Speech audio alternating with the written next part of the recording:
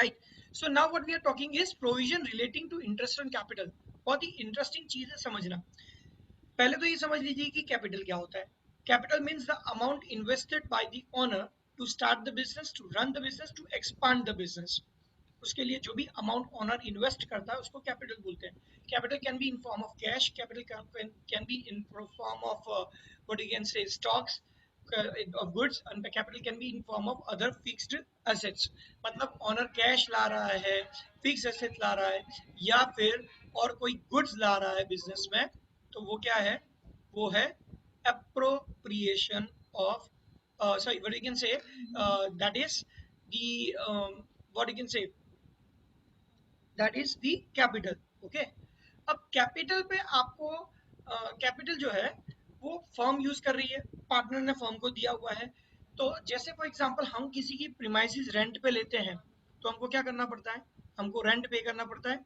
वैसे ही जब हम जो पार्टनर्स अगर बिजनेस में कैपिटल इन्वेस्ट करते हैं, तो उस पे आपको कंपल्सरीली आपको इंटरेस्ट पे करना पड़ेगा, कैपिटल पे इंटरेस्ट पे करना पड़ेगा। और अच्छा वो भी पार्टनरशिप डीड में लिखा हुआ हो तो। अगर पार्टनरशिप डीड में नहीं लिखा है तो हम पे नहीं करेंगे। अगर पार्टनरशिप डीड में लिखा है तो हम हमें पे करना पड़ेगा। तो इसमें ये चेक करना पड़ता है कि वो जो इंटरेस्ट ऑन कैपिटल है वो चार्ज अगेंस्ट प्रॉफिट है या एप्रोप्रिएशन ऑफ प्रॉफिट है। Right. Now if you look at the PPT you will understand this कि भाई when the partnership deed does not exist और partnership deed does not provide for interest on capital, अगर partnership deed में interest on capital के बारे में नहीं बोला है तो क्या करेंगे, तो हम इंटरेस्ट ऑन कैपिटल पे नहीं करेंगे। ठीक है। दूसरा, if the partnership deed provides for interest on capital but is silent on whether it is a charge or an appropriation, मतलब पार्टनरशिप डीड में ये लिखा हुआ है कि भाई partners is to be allowed 6%, 7%, 10%, 12% जो भी है इंटरेस्ट ऑन कैपिटल, ये लिखा हुआ है, लेकिन ये नहीं लिखा है कि whether it is to be treated as a charge और एप्रोप्रिएशन। तो हमको बाय डिफॉल्ट इसको एप्रोप्रिएशन ऑफ प्रॉफिट ही समझना है। क्या समझना है, एप्रोप्रिएशन ऑफ प्रॉफिट। तो अब एप्रोप्रिएशन ऑफ प्रॉफिट का मतलब क्या होगा कि पार्टनर्स को हम इंटरेस्ट कब पे करेंगे, जब हमें प्रॉफिट होगा तो ही पे करेंगे। Right, understood. यानी फॉर एन एग्जांपल इसका मतलब मैं समझाता हूं कि अगर पार्टनरशिप फर्म में नेट लॉस है, ठीक है, तो भले पार्टनरशिप डीड में बोला हो कि पार्टनर्स को कैपिटल पे 10%, 12%, 15% इंटरेस्ट पे करना है, लेकिन फिर भी आप पे नहीं करोगे। क्यों पे नहीं करोगे, क्यों भाई पैसे ही नहीं है तो कहां से पे करेंगे, तो इसलिए पे नहीं करेंगे। Understood. If there is a loss, देखो वहां पे लिखा हुआ है सिचुएशन नंबर 1। सिचुएशन नंबर 1 में क्या लिखा है कि भाई loss is incurred, then interest on capital is not allowed। Okay. Second, दूसरी सिचुएशन क्या है, profit before interest is equals to or more then the interest.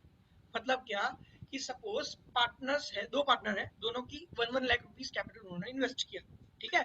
अब दोनों को 6% इंटरेस्ट देना है। 6% मतलब कितना होता है, 1 लाख का 6%, 6,000 रुपए, 12,000 रुपए इंटरेस्ट पे करना है। ठीक है। अब इंटरेस्ट पे करने के पहले का प्रॉफिट अगर 12,000 या उससे ज्यादा है तो आप क्या करोगे, तो आप पूरी अमाउंट पे करोगे इंटरेस्ट की। मतलब 6,000 दोनों को इंटरेस्ट पे करेंगे, full amount will be paid. That means interest will be paid at an agreed rate. अगर आपका प्रॉफिट जो है वो इंटरेस्ट की अमाउंट जितना या उससे ज्यादा है। ओके। अब तीसरी सिचुएशन क्या है कि अगर आपका जो प्रॉफिट है वो इंटरेस्ट की अमाउंट से कम है, तो कितना इंटरेस्ट पे करेंगे, जितना हमारे पास प्रॉफिट है उतना ही इंटरेस्ट देंगे, लेकिन किसको कितना देंगे, ये भी एक क्वेश्चन होता है। राइट। सो कहने का मतलब ये है कि अगर प्रॉफिट की अमाउंट कम हो और इंटरेस्ट ज्यादा पे करना हो तो हम इंटरेस्ट जो है वो इंटरेस्ट रेशियो में पे करेंगे।